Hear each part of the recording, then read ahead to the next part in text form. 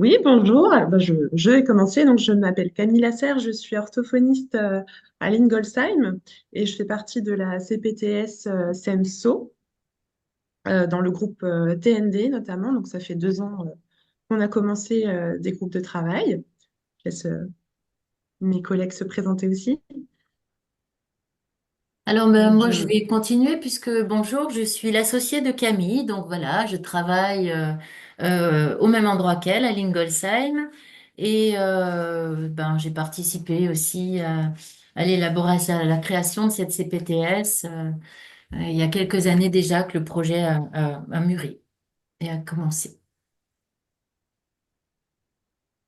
Je suis Anne-Sylvie Mann, psychologue à Illkirch. Je ne sais pas si on m'entend. Oui.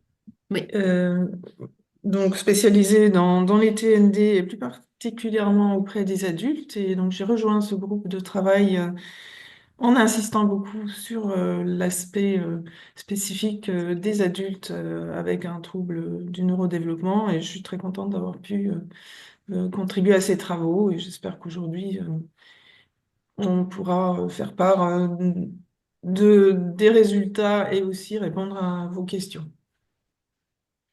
Alors, on va peut-être pas faire un tour de table comme on l'a fait à la réunion en présentiel où on était vraiment plusieurs professionnels de santé.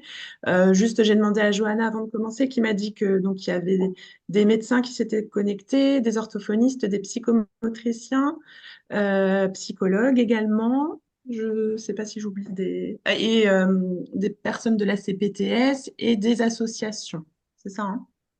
Ou je sais Oui, pas c'est si. ça. Alors, il n'y a pas tout le monde de connecté, mais en tout cas, c'était ça, ouais. Bon, en tout cas, ouais, si j'ai oublié des gens ou si, Il y si vous avait, voulez vous manifester, il y oui, avait des n'hésitez pas. kinés aussi à la présentation en présentiel. Alors, je ne sais pas s'il y a à nouveau des kinés, mais c'était très intéressant parce que notamment, il y avait des kinés qui voyaient des enfants en bas âge. Donc, en tout cas, on voit que le sujet des TND, ça concerne beaucoup de personnes. Donc, tant mieux si l'outil peut servir au plus grand nombre de professionnels possible. Donc, alors, pour vous présenter un peu rapidement notre groupe, donc, on a inscrit dans notre projet de santé de CPTS il y a 2 ans un parcours TND pour pouvoir fluidifier au mieux le parcours des enfants et des adultes qui seraient diagnostiqués. Alors déjà en amont, hein, essayer d'avoir le plus de prévention possible pour pouvoir mieux adresser et avoir moins de listes d'attente dans nos cabinets d'orthophonie et après chez les autres professionnels également. Donc l'année dernière, le projet, c'était de faire une soirée de présentation assez générale des TND, notamment de l'hôpital, la PCO, etc.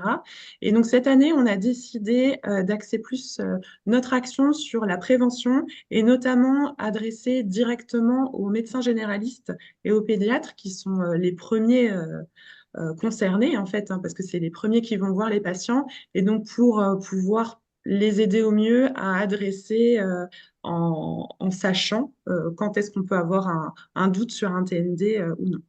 Donc, on a eu plusieurs groupes, enfin plusieurs sessions de travail cette année. On était plusieurs orthophonistes, des psychologues, des médecins généralistes aussi. Et donc, on a élaboré un livret que je peux vous montrer en version papier. Donc, vous, comme l'a dit Johanna, vous pouvez le commander pour le recevoir en version papier. Et sinon, toutes les fiches à l'intérieur sont téléchargeables. Voilà, ce qui vous permet d'avoir les versions dématérialisées au besoin.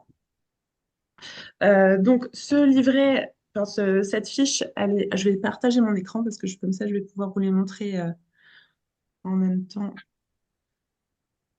comme ça se présente. De voir mon écran. Catherine, Anne-Sylvie, ça fonctionne chez vous? Ça fonctionne. Oui, C'est ça tout bon. fonctionne, oui. Ok, très bien. Alors, avant de commencer, juste, donc, c'est une pochette. À l'intérieur, il y a plusieurs livrets. qu'on va vous présenter les uns après les autres. Juste, alors, sur le site, il n'y a pas à l'intérieur de la pochette. Ça, il faut vraiment l'avoir en papier. Mais juste pour vous dire qu'on a mis un petit encart qui rappelle les missions de la PCO et de comment les contacter. Et un deuxième encart qui parle du site Allo Ortho, qui est un site de prévention en orthophonie, sur lesquels les parents ou les personnes, enfin n'importe qui, les parents ou même les professionnels de santé peuvent aller trouver beaucoup de ressources quand ils ont des questions et qui peuvent aussi les amener vers une plateforme de liste d'attente commune pour trouver des orthophonistes. Donc ça, c'est quand même intéressant. Et puis sur l'autre côté, on a nos ressources bibliographiques qui nous ont permis de faire ces fiches. Sachant que on s'est quand même beaucoup inspiré de ce qui avait été fait par handicap.gouv, qui a sorti plusieurs livrets de repérage des TND jusqu'à l'âge de 12 ans, si je ne me trompe pas. Donc on est parti de là et ensuite on a élaboré nos propres fiches pour les personnes plus âgées. Je vais vous présenter juste donc le premier livret. C'est celui que vous voyez sur mon écran et c'est en fait un peu le livret de présentation. À l'intérieur, on retrouve l'explication des TND selon le DSM-5. Donc, vous voyez que ça regroupe les handicaps intellectuels, les troubles de la communication, les troubles du spectre autistique, le trouble spécifique des apprentissages, dans lequel on va retrouver les dyslexies, les dyscalculies, etc. Les troubles moteurs, donc ça c'est ce qu'on appelait avant la dyspraxie, avec les troubles développementaux de la coordination, et on peut retrouver aussi des mouvements stéréotypétiques, et les déficits de l'attention, hyperactivité, donc les TDAH. Et on a remis quand même les recommandations enfin, un extrait des recommandations de l'HAS en première partie, hein, qui axe vraiment l'importance de la prévention, et notamment chez les enfants les plus jeunes possibles, parce que plus on repère tôt, mieux c'est.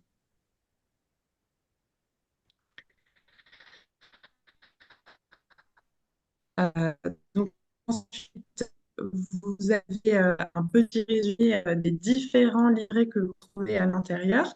Alors, on a décidé de découper en plusieurs tranches d'âge. Donc, vous avez un livret qui concerne, donc là, ces deux-là, on a repris les ressources qui étaient disponibles sur handicap.gouv.fr.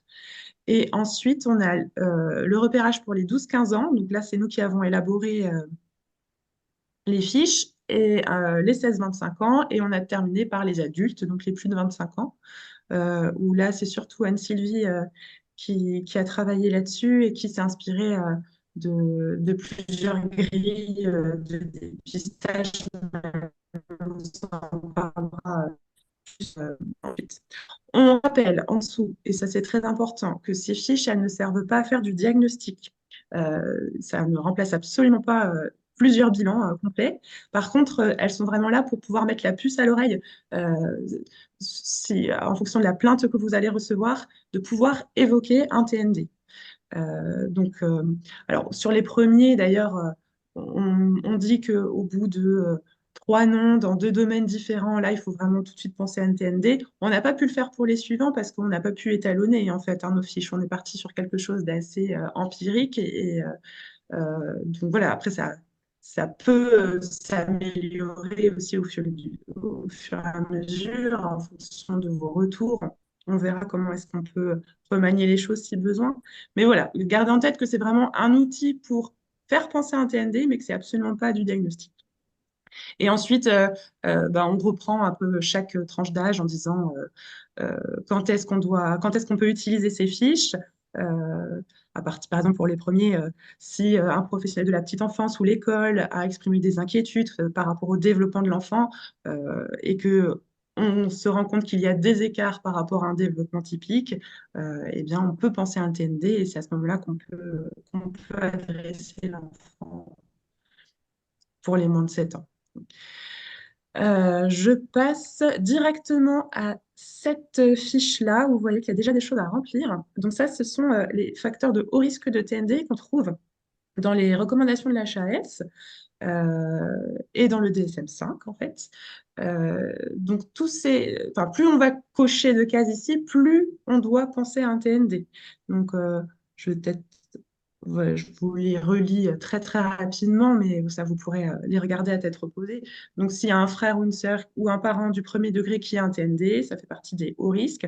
Si on a une exposition prénatale à un toxique majeur de neurodéveloppement, par exemple certains antiépileptiques, une grande prématurité, un poids de naissance inférieur à 1500 grammes, une encéphalopathie aiguë néonatale, des anomalies cérébrales de pronostic incertain, une microcéphalie, une infection congénitale ou néonatale, un syndrome génétique pouvant affecter le neurodéveloppement, une cardiopathie congénitale complexe opérée, une chirurgie majeure ou un ictère néonatal sévère. Je reviens juste très rapidement sur le syndrome génétique. Il y a pas très longtemps, en fait, qu'on peut avoir un TND et un syndrome génétique. En tout cas, pour ce qui est des troubles de l'apprentissage. Parce que jusqu'à quelques temps, on disait que s'il y avait un retard mental associé, par exemple, ou une déficience, ou un autre syndrome génétique, on ne pouvait pas être dyslexique. Et en fait, depuis le DSM-5, on a changé un peu ces critères. Donc maintenant, on peut avoir des comorbidités. Et après, c'est à nous de savoir si, s'il y en a un qui est en amont de l'autre ou si ce sont deux choses qui coexistent. Je termine par cette dernière fiche qui va plutôt cibler tout ce qui est comportement sensoriel, émotionnel particulier. Donc là, on va parler plutôt des fonctions physiologiques, par exemple un trouble durable quotidien du sommeil, une grande sélectivité alimentaire. Donc ça va nous mettre la puce à l'oreille, pardon, peut-être pour un trouble de l'oralité, par exemple, ou est-ce qu'il y a des difficultés de prise alimentaire. On va rechercher aussi un profil sensoriel et sensorimoteur particulier. Donc, ça peut être l'aversion ou l'évitement de certaines textures, de certains tissus, par exemple, une hyperréactivité ou bien une hyporéactivité sensorielle à un bruit ou à la lumière, une exploration ou une utilisation étrange des objets de l'environnement, des mouvements répétitifs, stéréotypés, donc là on pense directement au TSA, mais pas forcément, hein. Des comportements anormalement calmes, voire passifs, un enfant qui bouge très peu, à moins de 24 mois, ça peut poser question. Euh, et puis des régulations émotionnelles inhabituelles pour l'âge de l'enfant. Donc ça peut être une impétée inconsolable et une hyperréactivité motrice incontrôlable, par exemple, qu'on peut retrouver dans certains profils de TDAH. Et donc à chaque fois, il y a le QR code qui reprend, enfin, sur lesquels on peut retrouver les ressources. Alors, ce qu'on a pensé, c'est que ces deux questionnaires-là, de facteurs de risque et de comportement, on les a mis dans le premier livret parce qu'elles sont en fait communes à tous les autres livrets. Donc, ce serait bien, au départ, de faire remplir ça à notre patient, enfin, de le remplir avec notre patient ou pour notre patient, avant de passer aux livrets qui sont plus spécifiques selon son âge. Alors, bien sûr, on va quand même faire attention aux questions, on ne va pas forcément demander à un adulte s'il a des colères violentes, répétées, inconsolables, mais passer par exemple et de revenir là-dessus parce que qui dit trouble du neurodéveloppement dit un trouble durable qui est là depuis le début. Qui n'a pas forcément été tout de suite mis en valeur, hein. C'est pour ça qu'on a des diagnostics tardifs. Parfois, ça se voit tard, mais on a généralement quand même des signes dès le début. Voilà, je passe la parole à Catherine et j'ouvre le second diaporama qui correspond au deuxième, enfin à la première fiche en fait, au livret de la fiche des moins de 7 ans. Voilà, alors moi je vais maintenant vous revoir avec vous ce premier livret des moins de 7 ans. Je vais pas vous relire en détail tout ce qui est écrit. Je pense que, bon, déjà, comme l'a dit Camille avant, les troubles du neurodéveloppement sont durables et sont installés généralement très tôt. L'objectif de ces livrets, c'est vraiment de les déceler et de les déceler le plus vite possible. Alors, en théorie, c'est vrai que moins de 7 ans, c'est l'âge, notamment, vous verrez que le livret moins de 7 ans est partagé en plusieurs tranches d'âge. Alors, ça va de les signes d'alerte de 6 mois à 11 mois. ensuite de 12 à 17, de 18 à 23, de 24 à 35, de 36 à 47 mois et de 48 à 59 mois. Donc on a là quand même des évolutions des âges très différents. Et moi, ce que je vais essayer de faire, plutôt que de vous relire tous les livrets, c'est d'essayer de voir un petit peu pourquoi ces questions. Ce livret-là a été vraiment largement inspiré, si ce n'est complètement, des ressources qu'on a trouvées sur handicap.gouv. Donc on l'a relu, qu'on a validé. Pour certaines, on a enlevé des choses ou ajouté, mais vraiment, on s'est largement appuyé là-dessus. Et je pense que ce qui est important, c'est de voir effectivement, d'avoir une vue d'ensemble un petit peu de ces enfants en bas âge. Alors en réalité, ce sont des enfants qui vont logiquement régulièrement chez le médecin, pas seulement parce qu'ils sont malades, mais pour des visites de contrôle. Donc très logiquement, ils ne devraient pas trop passer à travers les mailles du filet parce que c'est un âge où ils sont suivis régulièrement. Cela dit, il suffit que ils n'aillent chez le médecin que quand ils sont malades, auquel cas j'imagine que c'est très compliqué d'arriver à avoir des déficits dans le développement de l'enfant. Donc c'est important quand même de régulièrement suivre ces enfants et de prendre des séances vraiment plus spécifiques pour arriver à les détecter. Alors, c'est aussi un âge clé, évidemment, c'est qu'il faudrait pas qu'il passe à travers les mailles du filet parce que bah, c'est un âge où on sait que plus vite les signes d'alerte vont être détectés et plus vite ces enfants vont être détectés, plus le dépistage est précoce et plus l'intervention sera efficace. Alors, pour les moins de 7 ans, on a donc la première fiche qui est de 6 à 11 mois.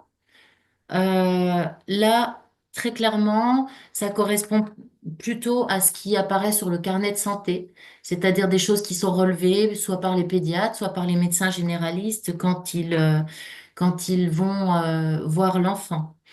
Dans toutes ces fiches, on a toujours une partie motricité globale, une partie motricité fine, une partie langage et une partie socialisation. Alors, je regarde pas sur mon écran, c'est pour ça que je vous regarde pas trop parce que c'est trop petit pour moi. Voilà. Donc, ce que je vais essayer de faire, c'est de vous montrer comment, d'une fiche à l'autre, voir ce qui évolue et puis pourquoi, vers quoi ça évolue. Donc, la première fiche, donc 6-11 mois, c'est vraiment clairement ce qu'on va trouver dans les carnets de santé. Pour la fiche suivante, de 12 à 17 mois, déjà, il faut être conscient que l'enfant ne va pas être l'évolution globale de l'enfant, qui a été déjà largement étudiée par Piaget et puis reprise depuis, va étudier les stades de développement. Et on sait très bien que tous ces stades, que ce soit cognitifs, langagiers, vont évoluer en parallèle. Donc, on va pouvoir vraiment faire des rapprochements. Alors, par exemple, dans les 12 à 17 mois, pour la motricité globale, on a trois questions et qui vont effectivement évaluer le passage de l'enfant vers une motricité qui va l'amener à une autonomie progressivement. Donc, voilà, vous pouvez les lire, hein.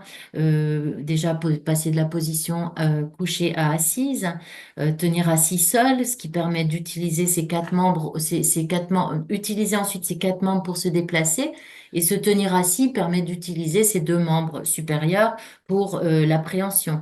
Cette préhension qui va lui permettre de découvrir le monde qui l'entoure, puisque un enfant va toujours être dans la recherche de sens.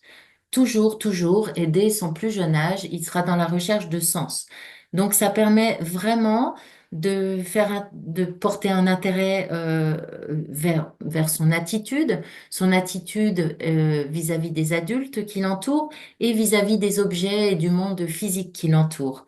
Il va parallèlement s'intéresser de plus en plus, avoir des interactions de plus en plus vis-à-vis des adultes et vis-à-vis des objets, chercher à définir les caractéristiques physiques de l'objet et les actions qu'il peut avoir sur cet objet. Donc, dans la fiche de 12 à 17 mois, il va avoir un intérêt croissant pour les objets. Il va pouvoir, du fait de se tenir assis, il va pouvoir les tenir, les manipuler. et les suivre des yeux puisqu'il va pouvoir aussi les manipuler seul. Ensuite, au niveau du langage, c'est plutôt des réactions qu'on attend à cet âge-là, des réactions à son prénom, des réactions à des intonations aussi, et puis des syllabes.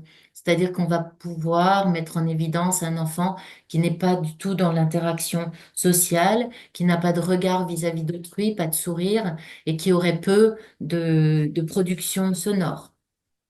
Ensuite, à partir de 18 mois jusqu'à 23 mois, ben, on est toujours dans la même évolution. Au niveau cognitif, il se lève seul à partir du sol et il va commencer à marcher. Donc, ça va lui permettre d'aller observer, observer le monde qui l'entoure et ça, d'explorer. Et ça va aussi permettre de lui permettre de transporter des objets. Donc, il va être d'autant plus acteur vis-à-vis de tout ce qui l'entoure. Ensuite, on vous dit il est noté de voir si l'enfant peut empiler 2 cubes et introduire un petit objet dans un petit récipient. Par la suite, dans la tranche suivante, ça sera, il me semble que c'est 5 cubes ou 3 d'abord. Oui, 5 directement, puis 8. Alors, cette évolution, elle va nous permettre de voir si un enfant euh, procède par essai-erreur. C'est-à-dire qu'on va déjà voir, et c'est important, de noter la réponse, oui ou non, mais aussi de noter comment il procède. Déjà, est-ce qu'il est intéressé par l'action? S'il va chercher à nous imiter.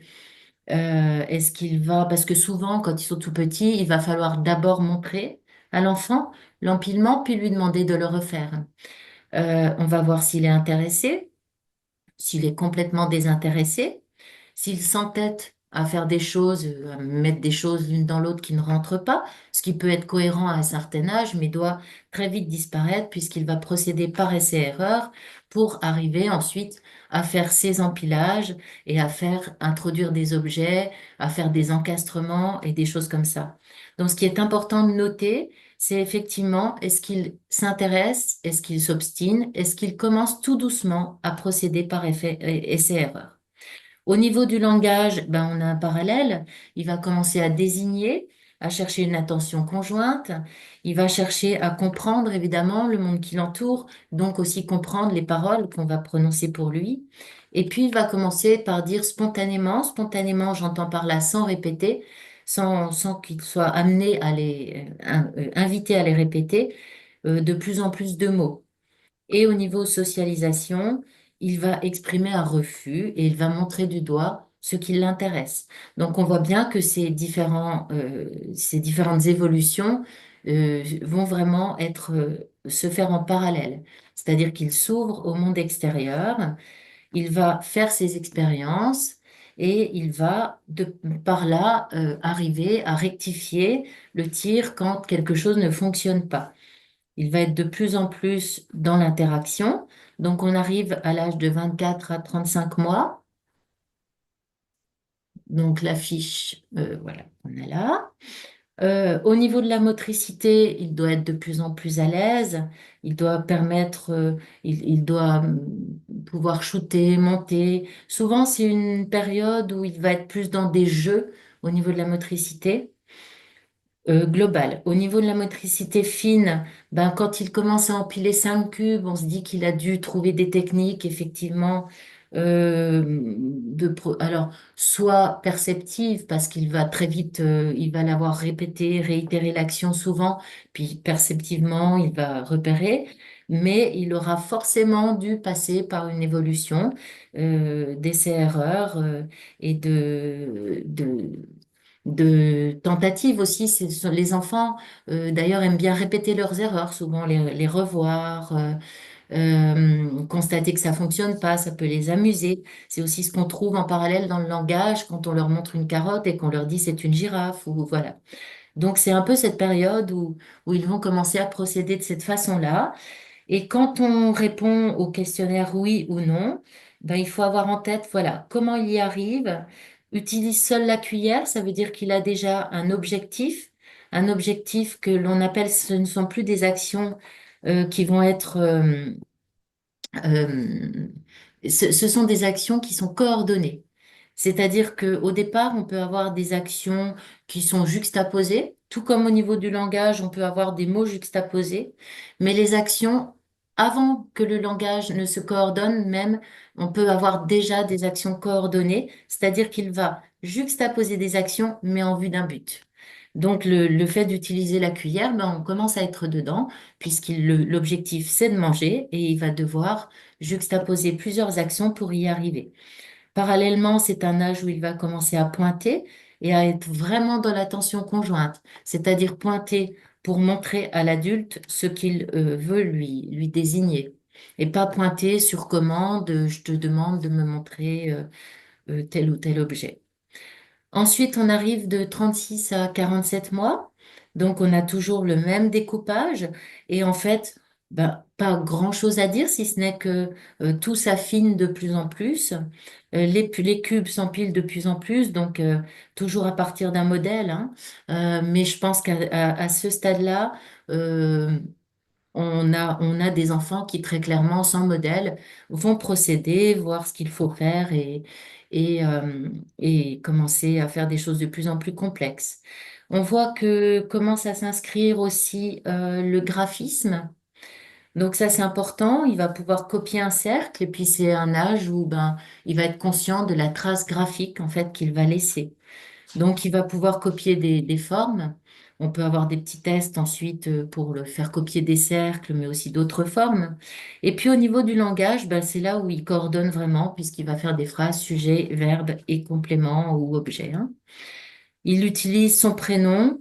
Le jeu va pouvoir tarder un peu plus, mais il va parler de lui et le langage va va se diversifier, c'est-à-dire qu'il va y avoir un langage descriptif, un langage où il va décrire ce qu'il voit à l'instant, mais aussi il va avoir un langage qui, parallèlement à ce qu'on a pu voir en motricité fine, va s'inscrire dans des projets. Il va normalement, alors c'est là aussi où on peut avoir des différences entre un enfant qui est en crèche, un enfant qui est seul à la maison, mais prendre plaisir à jouer avec des enfants de son âge, alors qu'auparavant c'était plus les adultes qui l'intéressaient. Et puis, on vous dit aussi parvient à participer à des activités, à plusieurs. Ensuite, de 48 à 59 mois, ben, de toute façon, là, on est quand même en âge scolaire, donc où le graphisme va avoir de plus en plus d'importance pour l'enfant, va s'affiner de plus en plus. L'enfant va devoir être capable de laisser une trace. Et puis le langage va s'affiner de plus en plus et se complexifier de plus en plus et se tourner de plus en plus vers l'interaction euh, complexe avec autrui. Voilà. Alors après, on arrive dans les 60 à 71 mois. Donc là encore, je vais moins m'étaler sur le sujet parce que en fait déjà le questionnaire va être de plus en plus détaillé parce qu'en fait ensuite on a aussi tout ce dépistage à l'école. Et puis les problèmes commencent souvent à être signalés à cet âge-là. Donc c'est plus ce questionnaire va alors à ce moment-là servir vraiment à vérifier les dires, hein, puisque comme on le note dans le questionnaire, trois noms dans deux domaines différents. Un enfant qui serait, c'est parce qu'on a une évaluation vraiment plus globale, et un enfant qui serait dans un domaine très particulier avec plusieurs noms, bah, il y aurait peut-être une autre interprétation à donner, un problème soit au niveau d'un sensoriel ou autre. Mais donc là, ce qui nous intéresse, c'est plutôt des noms qui vont être un peu dispatchés dans les différents paragraphes qu'on évoque ici. Donc là, on a un paragraphe Catherine, un petit peu. excuse-moi, Catherine, je me permets de te couper juste pour te dire qu'on n'a plus beaucoup de temps. Ah oui, Euh, c'est vrai. peut-être que, enfin, du coup, en fait, je pense que vous avez bien compris que tout est Alors assez après, détaillé. voilà. Et Les- peut-être qu'on peut passer maintenant la parole à voilà. Anne-Sylvie pour que les gens puissent aussi avoir le temps de Alors, poser je des voulais juste questions à la toucher fin. deux mots justement sur les 7-12 ans, ou si vous regardez le carnet 7-12 ans, ben en fait, l'importance vraiment de du dépistage, là, ça va être le questionnaire, le premier questionnaire, celui qui est global et qui va s'intéresser à tout le monde, avec notamment les antécédents et tout ce qui a été vu dans le premier livret, en fait, hein. Et donc, dans les moins de 7 ans, s'ajoute juste la cognition mais que j'ai vu, puisque l'évolution se fait progressivement. Voilà. Désolée, j'ai parlé. Anne-Sylvie, je te propose de partager directement la fiche adulte. Tout à Après, les gens fait. vont regarder chaque fiche un peu plus en détail, mais c'est celle sur laquelle tu as le plus travaillé et que tu voudras peut-être le plus présenter. Tout à fait, ça me convient. Je voulais Euh, juste enfin, parler en deux mots sur ce découpage entre 16-25 et adulte. Alors pourquoi une tranche d'âge 16-25? C'est parce qu'à ce moment-là, on termine, c'est la fin de la scolarité obligatoire et donc un tas de nouveautés dans la vie d'une personne. Et souvent, le début soit d'une formation professionnelle ou la poursuite d'études, c'est aussi à partir mettons, de la majorité, un début de vie de couple, en tout cas de relations sociales qui sont très différentes par rapport à la tranche d'âge précédente. Et donc, les difficultés qui apparaissent sont un peu d'un autre ordre que ce qui est constaté pendant la période scolaire. Alors, c'est vrai que les deux fiches adultes et 16-25 ans ont beaucoup de points communs en termes de particularités qu'il faut regarder, notamment la santé mentale, la vie active et professionnelle. Et aussi, alors je ne sais plus où j'en suis là dans cette fiche. Euh, Ce qui est important, c'est de se rappeler Descendre. qu'un jeune ou un jeune chez qui on va soupçonner un TND va rarement se poser la question lui-même. Entre 16 et 20 ans, ce sont souvent encore les parents qui ont des questionnements, qui vont se rendre chez le médecin avec leur jeune et faire part du fait que l'adolescent est trop isolé, qu'il évite d'aller en cours, qu'il développe éventuellement une phobie scolaire, qu'il semble dépressif, voire se trouve en échec scolaire. Ce sont là des signes qui sont récurrents et qui sont très importants à relever. On note aussi qu'il peut y avoir une suspicion de harcèlement scolaire. Les jeunes n'en parlent pas forcément, mais heureusement qu'ils en parlent aussi. Et ils présentent des difficultés de concentration en cours ou pour les devoirs, ainsi que des difficultés d'organisation. Ce sont tous des signes qui paraissent peut-être anodins ou en tout cas qui ne font pas tout de suite penser à un TND, mais c'est important de bien les noter et à partir de ces signes de l'ici et maintenant, reprendre ces fiches et regarder un peu comment s'est passée la scolarité antérieure. Pour ce qui est des adultes, les plaintes adressées aux médecins le plus souvent, c'est de la dépression, c'est des troubles du sommeil, un burn-out professionnel, beaucoup d'anxiété et un entourage souvent qui fait part à l'adulte qu'il est bizarre, pourquoi il est si isolé, qu'il a des centres d'intérêt très spécifiques. Et donc, ce sont des personnes qui connaissent des difficultés relationnelles, un isolement social, souvent des difficultés à maintenir un emploi, voire à intégrer un emploi, à s'organiser dans leur travail. Et ils font part aussi souvent de problématiques sensorielles, auditives, olfactives, tactiles. Euh, Ensuite seulement, on peut découvrir tout ce qui concerne les intérêts spécifiques, les stéréotypies, mais en fait, à partir de 20 ans à peu près, les personnes ont beaucoup appris à masquer leurs difficultés et à compenser. Ça leur coûte énormément sur le plan énergétique. Ils sont très fatigués, ils s'isolent de plus en plus justement à cause des difficultés ou de l'énergie qui leur est demandée pour masquer leurs difficultés relationnelles. Et donc, plus ils avancent en âge, plus la plainte initiale va tourner autour justement de fatigue, de troubles du sommeil, d'anxiété, de dépression. Et souvent, les personnes ont déjà un traitement en cours, mais qui ne fonctionne pas. Et à partir de là, il faut vraiment se poser la question, est-ce qu'on n'est pas dans un TDAH, dans un TSA? Euh, Quand on pose la question à la personne, il n'est pas rare qu'elle vous réponde que oui, effectivement, j'y ai pensé, ou c'est vrai, on m'en a parlé, mais j'y crois pas trop.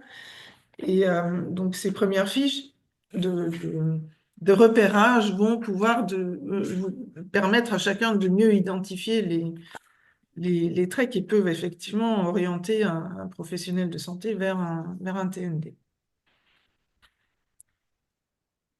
Les plaintes thymiques aussi sont fréquentes, hein. Ce sont des personnes qui ont beaucoup de mal à comprendre les émotions, que ce soit les leurs ou celles des autres, qui sont considérées comme froides ou hautaines par leur entourage. Et c'est un questionnement qu'ils soulèvent aussi quand ils vont voir ne serait-ce que leur médecin généraliste. D'autres professionnels qui vont pas forcément évoquer le parcours d'une personne, je sais pas, je pense à un kiné ou euh, oui, entre autres, ne va pas poser forcément les questions autour du parcours de la personne, mais l'observation de la présentation de la personne va être très importante. Est-ce qu'il y a un contact oculaire franc? Est-ce que il y a des difficultés à répondre aux questions autrement que par des réponses très très brèves. Euh, Qu'est-ce qu'il en est des tenues vestimentaires de la personne? Si on la voit souvent, on pourra constater que finalement elle s'habille toujours de la même manière. Alors certains seront toujours en survêtement, basket, des couleurs sombres. D'autres euh, auront un autre style, mais qui sera toujours le même et,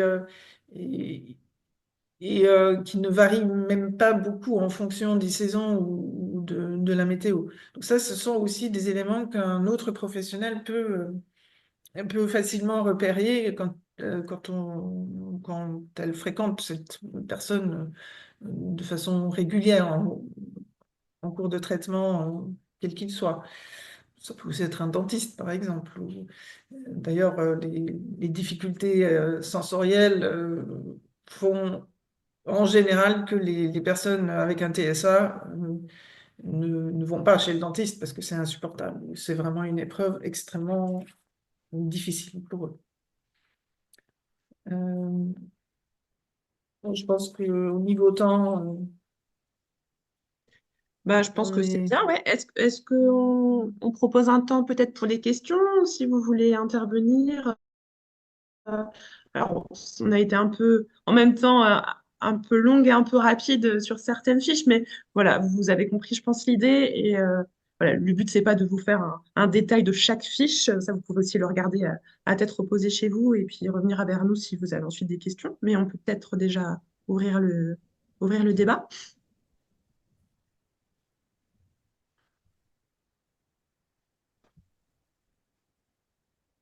Bonjour, vous m'entendez? Oui.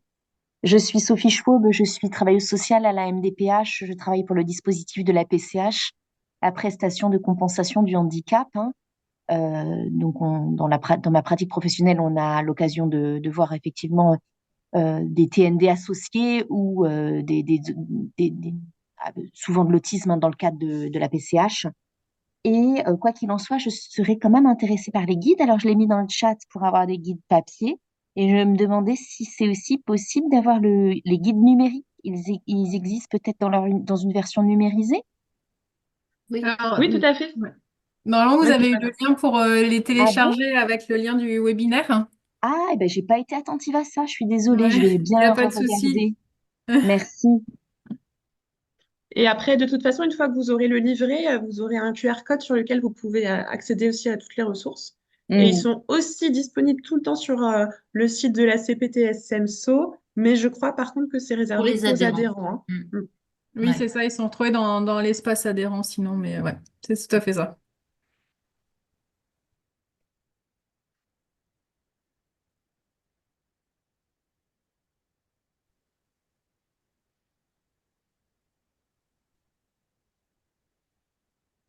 Alors, s'il n'y a pas de questions, moi, je me permets juste de revenir sur les 7-12 que j'ai un peu squeezé rapidement. En 2 mots, c'est pour cette tranche d'âge, ce qui va être important, c'est de repérer les comportements un peu étranges, ce qui a été dit aussi pour les adultes, hein. Et puis aussi et surtout de pouvoir adresser à d'autres professionnels, puisque sur la dernière page, on a anomalie de la vision, anomalie de l'audition, etc. Donc ça permet aussi de vérifier que tout a été fait en amont, ce qu'on fait aussi plus tard pour les tout petits. C'était aussi un des objectifs de ces livrets, c'était comme vous l'a dit Camille, que les listes d'attente chez les orthophonistes puissent un peu diminuer, que les enfants soient adressés au mieux et au plus juste, et s'il y a des bilans à faire en amont, ben, qu'ils puissent être faits effectivement en amont par d'autres professionnels.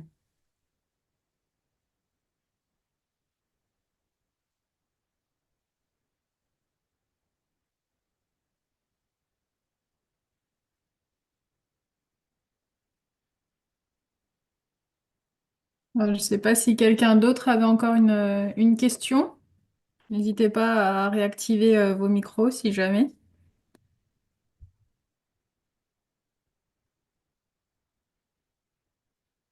Sinon, c'est que tout était clair. Ouais, tant mieux. Voilà, bon, on espère que ça pourra servir et puis n'hésitez pas à nous faire des retours une fois que vous les aurez utilisés et d'en parler autour de vous. Euh, on n'est pas travaillé pour rien. Et bah, du coup, merci beaucoup pour cette présentation.